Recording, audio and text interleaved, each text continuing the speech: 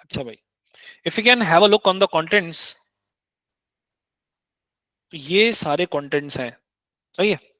देखिएगा जरा, ये कौन से कंटेंट्स है बेटा, देखिए मैंने ना क्या किया हुआ है आपको, algorithm design, problem solving and programming concept, इस पूरे को एक साथ एक सीक्वेंस में डाला हुआ है कि जिस सीक्वेंस में हम इसको कवर करेंगे। ठीक है भाई, ये सारे टॉपिक्स हैं। अब इसमें मैंने सारे सब टॉपिक्स डाल दिए। ठीक है, ये सारे सब टॉपिक्स डाल दिए हैं जो आपको जो है ना वो इसमें मिल जाएंगे इस बुक में। हाँ, हमारी बात तय थी कि भाई हमने जो है ना चैप्टर में 7 और 8 करना। चैप्टर में 7 और 8 में सबसे पहला टॉपिक आपकी P2 वर्कबुक में आएगा, which is going to be the development cycle, which is going to be the development cycle. ठीक है भाई, चलो भाई हेडिंग डालने जल्दी से, डेवलपमेंट साइकिल अपनी नोटबुक में, अगर आप नोटबुक में कर रहे हो। डेवलपमेंट साइकिल या इसको बोलते हैं प्रोग्राम डेवलपमेंट साइकिल। ठीक है बेटा, लिखें जल्दी से, डेवलपमेंट साइकिल या फिर प्रोग्राम डेवलपमेंट साइकिल, एक ही बात है। कहीं कहीं इसका नाम होता है PDLC, program development life cycle, life life cycle. ठीक है बेटा, चले अब इसका एक, इसके बारे में एक ओवरव्यू करते हैं जल्दी से। अब थोड़ा सा एक बैकग्राउंड देता हूँ कि यार ये पढ़ क्यों रहा है, राइट। उसके लिए कुछ एक दो एग्जांपल्स दूंगा और से टॉपिक इंशाल्लाह जल्दी जल्दी समझ में आना शुरू हो जाएगा। ठीक है, चले भाई, अब जरा एक्सप्लेन कर रहा हूँ इसकी प्रोग्राम डेवलपमेंट साइकिल छोड़ के, अब जरा बात सुन लेंगे। अच्छा, प्रोग्राम डेवलपमेंट साइकिल की बात हो रही है। डेवलपमेंट का मतलब क्या होता है, डेवलपमेंट, कौन सी डेवलपमेंट की बात हो रही है बेटा, ये प्रोग्राम, प्रोग्राम का मतलब सॉफ्टवेयर, ये सॉफ्टवेयर डेवलपमेंट की बात हो रही है। इस सॉफ्टवेयर डेवलपमेंट का मतलब ये हुआ कि आप किसी भी एक, जो एक स्टैंडर्ड्स, लाइक ऐसा बोलेंगे, जो स्टैंडर्ड्स को फॉलो करने वाला एक डेवलपमेंट लाइक एनवायरनमेंट है। डेवलपमेंट एनवायरनमेंट का मतलब सॉफ्टवेयर हाउस। सॉफ्टवेयर हाउस पता है सबको क्या होता है? सॉफ्टवेयर हाउस वो ऑर्गेनाइजेशन, वो कंपनी जो सॉफ्टवेयर डेवलप करके देती है दूसरों के लिए।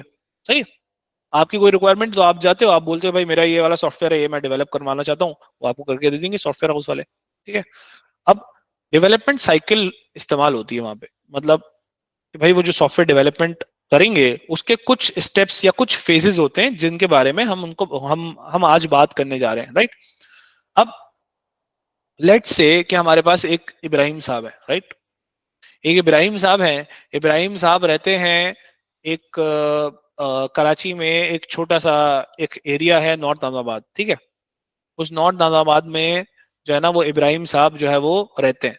ठीक है, अब उसमें नॉर्थ नाजाबाद में हुआ क्या, उस छोटे से एरिया में जहां पर ये रह रहे हैं, इनको जरूरत पड़ी किस चीज की, इन्होंने बोला मैं ना ऑर्डर प्लेस करता हूँ कहीं पर, या गूगल मैप जो है ना, जैसे मैं मैप की बात करता हूँ, ठीक है, इनको जरूरत पड़ी, इनके दिल में ख्याल आया कि यार मैं अपने मोहल्ले वालों के लिए ना कुछ काम करके जाना चाहता हूँ दुनिया से। सही है, अब वो क्या काम है, इन्होंने सोचा कि भाई वो काम ये है कि मैं एक ऐसी ऐप बनाऊंगा जो नेविगेशन ऐप होगी, वो जैसे गूगल मैप इस काम करता है उसी तरह से काम करेगी, लेकिन स्पेसिफिकली वो मैं नॉर्थ नाजाबाद के लिए बनाऊंगा और नॉर्थ नाजाबाद की हर डिटेल्स उसके अंदर भर दूंगा।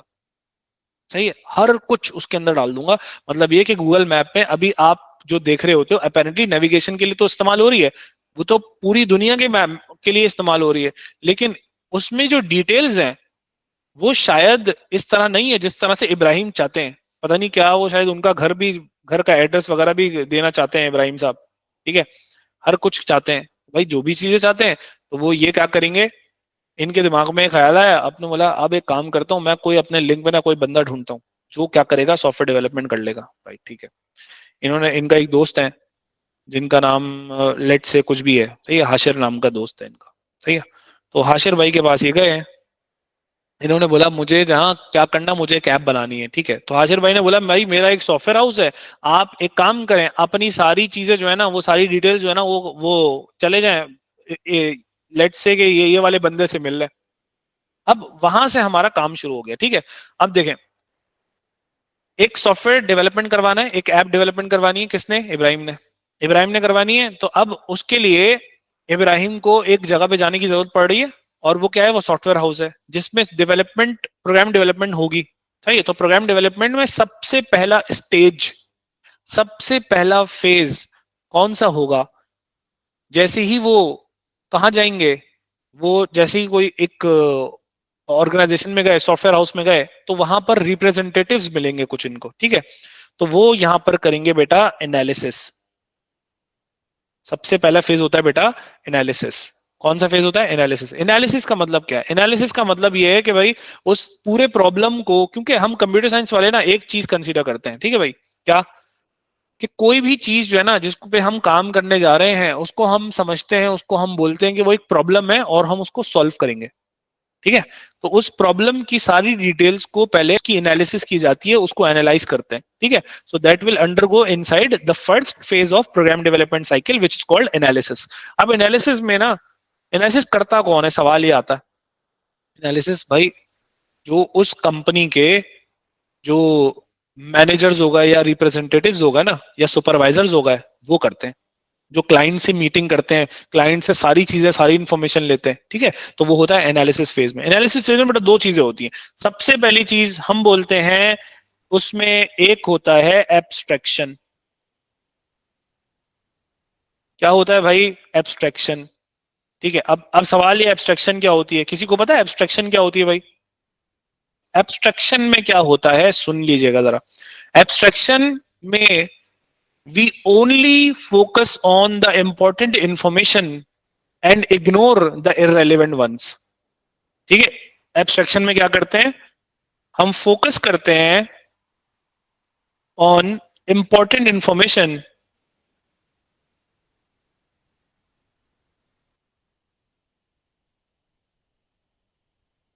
And ignores the इररेलेवेंट्स।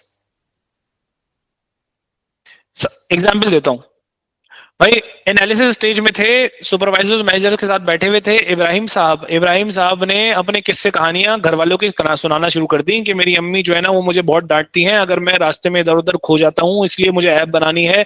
या मेरे बराबर वाले जो अंकल हैं, वो जो है वो हमारे गार्डन में कचरा फेंक देते हैं, या फिर वो जो है वो पानी जो है वो पानी की मोटर चलाने नहीं देते, या फिर जो है वो हमारी बॉल वहां चली जाती है तो वो रख लेते हैं। तो सारी किस्से कहानियां जो है ना वो हर कुछ उन्होंने बतानी शुरू कर दी सुपरवाइजर और मैनेजर्स को। तो क्या सुपरवाइजर्स और मैनेजर की वो काम की चीजें हैं? नहीं है। नहीं है तो फिर क्या करेंगे? वो बोलेंगे भाई ये सारी इन्फॉर्मेशन को हटाओ, ये तो उन्होंने अपने जो है वो रेंट्स हमें बताए थे, सही है, वो रोने धोने जो भी थे उनके, वो साइड में रखे। हम क्या करेंगे? हम सिर्फ काम की चीजों पे फोकस करेंगे। काम की चीजें वो लेंगे, क्या चीज कि भाई ऐप बनानी है, तो कहाँ से कहाँ तक की, कौन से एरिया की बनानी है, उसमें क्या क्या चीजें चाहिए, क्या क्या चीजें नहीं चाहिए, ठीक है?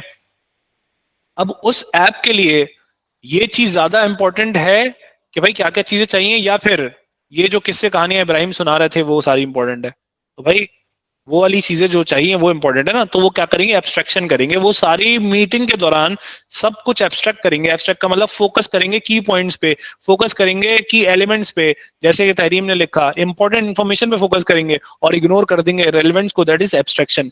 ये आपको एक नंबर का क्वेश्चन पूछने को आ सकता है या फिर आता भी है। दूसरा क्या होता है बेटा? दूसरा होता है decomposition.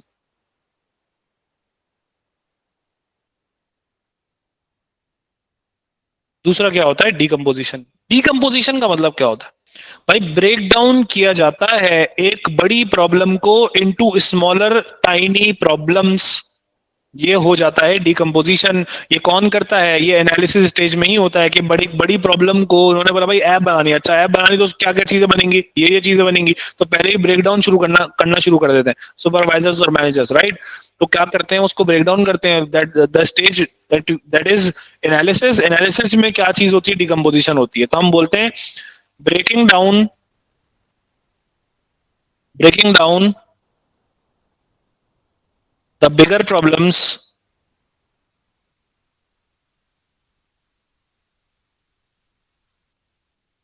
To smaller smaller ones. ठीक है? किस लिए? In order to simplify the problem. हम बोलते हैं सिंप्लीफाई करने के लिए।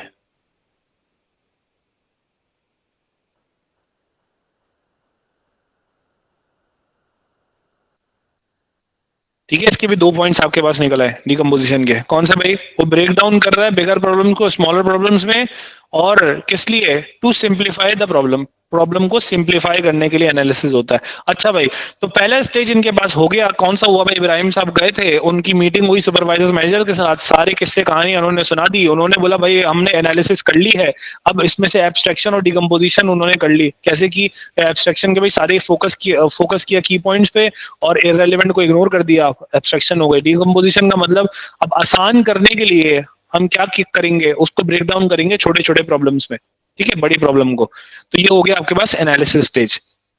एनालिसिस के बाद आपके बाद जो स्टेज आता है that is the design phase. कौन सा फेज आता है भाई? डिजाइन। मतलब एनालिसिस के बाद प्रॉब्लम को डिजाइनिंग फेज में भेज दिया जाता है और डिजाइन बनते हैं बेटा तीन तरीकों से। तीन तरीकों से डिजाइन ऑफ प्रॉब्लम बनता है, या डिजाइन ऑफ सॉल्यूशन बोलेंगे, सॉल्यूशन का प्रॉब्लम का डिजाइन जो बनेगा वो तीन तरीकों से बनेगा। कौन सा? अब यहाँ लिखूंगा तो थोड़ी बहुत चीजें समझ में आना शुरू हो जाएंगी। एल्गोरिदम, फ्लो चार्ट, हाँ जी वेरी गुड। सबसे पहले होता है बेटा स्ट्रक्चर डायग्राम। स्ट्रक्चर डायग्राम के थ्रू हम क्या करते हैं, प्रॉब्लम या फिर डिजाइन ऑफ प्रॉब्लम को क्या करते हैं, रिप्रेजेंट करते हैं। दूसरा फ्लो चार्ट के जरिए करते हैं, एक तो फ्लो चार्ट बन सकता है, तीसरा बन सकता है बेटा सूडो कोड बन सकता है। अब ये जो टर्म हमने पढ़ी थी या फिर ये टर्म जो सुनी होगी बहुत ज्यादा कि भाई pseudo code, flow chart, pseudo code, flow chart, pseudo code, भाई P2 में तो यही सब सुनते रहते हैं बस, ठीक है, पेपर 2 में।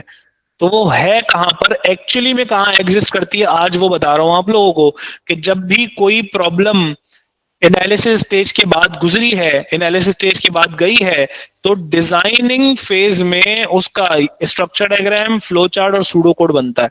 अब क्या तीनों के तीनों बनते हैं सर? जरूरी नहीं है तीनों के तीनों बने, हो सकता है सिर्फ फ्लो चार्ट और सूडो कोड बने, हो सकता है सिर्फ स्ट्रक्चर डायग्राम और सूडो कोड बने। समझ में आई बात?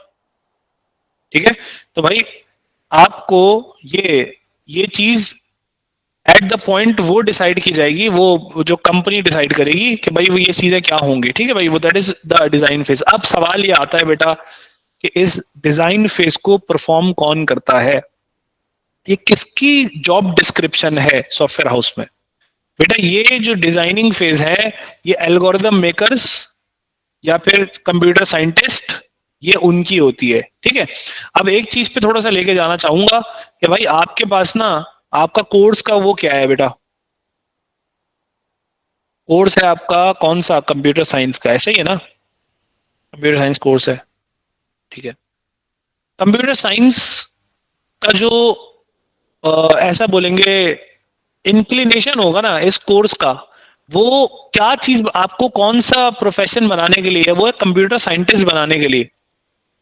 तो भाई आपको जो है ये काम है ना, ये वाला कौन सा, डिजाइन फेज वाला, तो डिजाइन फेज में जो आप काम करते हो स्ट्रक्चर डायग्राम, फ्लो चार्ट और सूडो कोड, तो भाई आपको ना ये सारी चीजें या डिजाइनिंग फेज की चीजें ना P2 में बहुत ज्यादा देखने को मिलेंगी। स्पेसिफिकली क्या, फ्लो चार्ट और सूडो कोड, फ्लो चार्ट और सूडो कोड तो बहुत देखने को मिलेगा P2 में।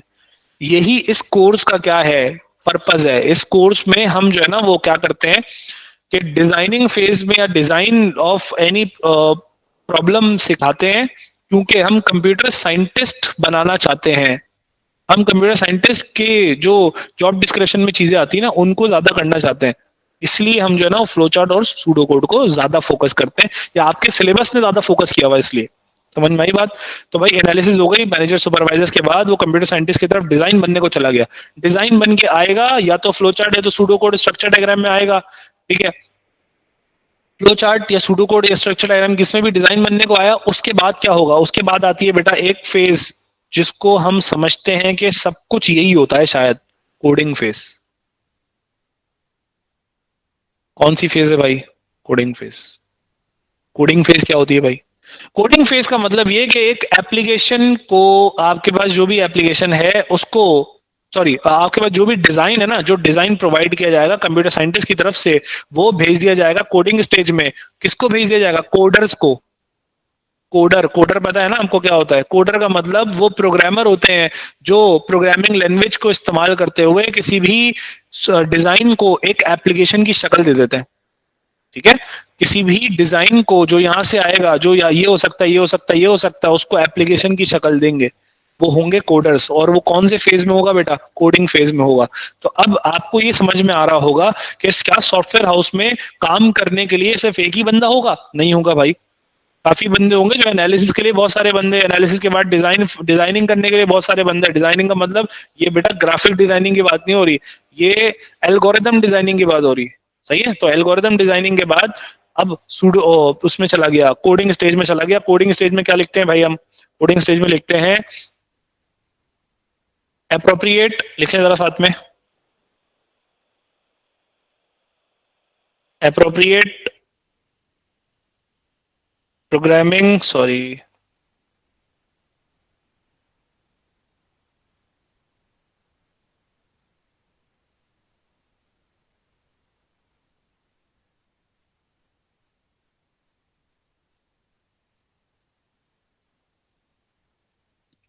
appropriate programming language will be opted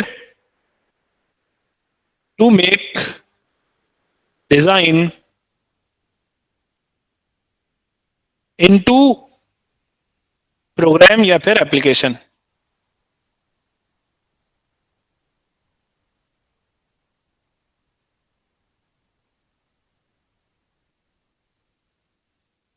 programme into application, ठीक है भाई, ये हो गया कोडिंग। कोडिंग स्टेज में बेटा एक और चीज आती है जिसको मैं यहाँ पे अभी मेंशन करूंगा, ठीक है भाई। हमने कौन कौन सी चीजें पढ़ी भाई? एनालिसिस, डिजाइन, कोडिंग, और ये चौथी चीज क्या होती है? फोर्थ आपके पास होती है बेटा टेस्टिंग। कौन सी फेज होता है बेटा? टेस्टिंग का फेज होता है। अब सबसे पहले एनालिसिस हो गई भाई, क्या क्या चीजें चाहिए, क्या क्या चीजें नहीं चाहिए, उन सब चीजें फोकस करते हुए उसको डिजाइन बना दिया गया। डिजाइन या तो structure diagram, flow chart, pseudo code में बनाया गया होगा। उसके बाद जो है ना वो कोडिंग स्टेज के हवाले कर दिया गया, मतलब डिफरेंट कोडर्स को उसको प्रोग्राम करने को या फिर एप्लीकेशन बनाने को दे दिया गया। अब डिफरेंट कोडर्स को इस्तेमाल कर रहे हैं। उसके बाद ये गया किस कौन से फेज में? टेस्टिंग फेज में। लेकिन टेस्टिंग फेज में जाने से पहले एक छोटी सी चीज आती है, क्योंकि ये टॉपिक डिस्कस कर रहे हैं तो एक एक चीज इसकी डिस्कस कर लेंगे इंशाल्लाह। कोई भी पास पेपर उठा के देखोगे कहीं फंसोगे नहीं इंशाल्लाह। इसमें एक चीज होती है, this is called iterative testing. बेटा आइटरेटिव टेस्टिंग, बेटा आइटरेटिव टेस्टिंग होती है कोडिंग स्टेज में। सही है? बस सवाल ये आता है यार सर टेस्टिंग है तो टेस्टिंग फेज में होनी चाहिए ना भाई। कोडिंग फेज में आइटरेटिव टेस्टिंग होती है। आइटरेटिव टेस्टिंग का मतलब क्या होता है? मतलब ये होता है कि आप एक कोडर अब उसने कोई एक एप्लीकेशन डेवलप किया, कोई प्रोग्राम बनाया, उस प्रोग्राम को डिफरेंट डाटा प्रोवाइड करके बार बार बार बार बार बार, आइटरेटिव का मतलब होता है जिसमें आइटरेशन हो, रिपीटेशन हो। तो वो रिपीटेडली क्या करेगा? प्रोवाइड करके डाटा को उसको टेस्ट करेगा कि मैंने जो काम किया है, मैंने इंडिविजुअल लेवल पे जो काम किया है वो सही है कि नहीं, मैंने सही कोड किया है कि नहीं, before going to the testing level. ये टेस्टिंग किस चीज की टेस्टिंग है? ये टेस्टिंग ऑफ एन एप्लीकेशन है। वो पूरी एप्लीकेशन बन गई, सारी चीजें गैदर हो गई, एक एप्लीकेशन बन गई। देखिए इब्राहिम ने जो है ना वो, इब्राहिम ने मिसाल के तौर पे वो ऐप का नाम रखा छोटू, छोटू मैप। सही है भाई? छोटू मैप एनएन। सही है भाई? नॉट दामाबाद। तो भाई ये ऐप का नाम था। अब वो ऐप बन गई है, ऐप बनी है, आपके पास है। तो अब टेस्टिंग ऐप बनने के बाद होगी, वो वाली टेस्टिंग है, टेस्टिंग ऑफ एन एप्लीकेशन है। लेकिन आइटरेटिव टेस्टिंग का मतलब क्या है? आइटरेटिव टेस्टिंग में बेटा लिखते हैं code will be tested eight individual level.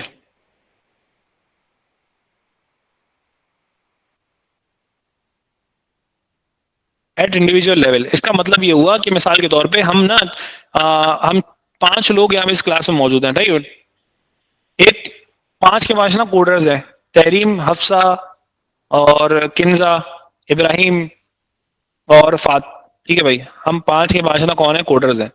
अब हम सबको ना एक प्रोजेक्ट मिला है कि भाई ये अपने अपने हिस्से का कोड का काम करना है। तो भाई मैं जब कोड करूंगा तो मैं अपने हिस्से के कोड को चेक तो करूंगा वो सही है कि नहीं, कुछ में एरर्स तो नहीं आ रहे, वो डाटा प्रोवाइड करने के बाद रिस्पॉन्स सही दे रहा है कि नहीं कर रहा, before going to like assembling the files या फिर मर्जिंग द फाइल्स के साथ सारे फाइल्स को मर्ज करके एक एप्लीकेशन बना दूं। एप्लीकेशन बनाने से पहले मैं कोड को इंडिविजुअली टेस्ट करूंगा, which I call is iterative testing. बार बार टेस्ट करूंगा जब तक वो सही रिस्पॉन्स ना दे दे। ठीक है बेटा, बात समझ में आ गई ये वाली आइटरेटिव टेस्टिंग की? कौन से फेज में आती है? ये कोडिंग फेज में ही आती है। ठीक है, आगे बढ़ जाऊं, टेस्टिंग पे आ जाऊं। ठीक है भाई, टेस्टिंग पे आ जाते हैं जल्दी से। टेस्टिंग का मतलब होता है, बोलते हैं entire app will be tested. Entire app will be tested by providing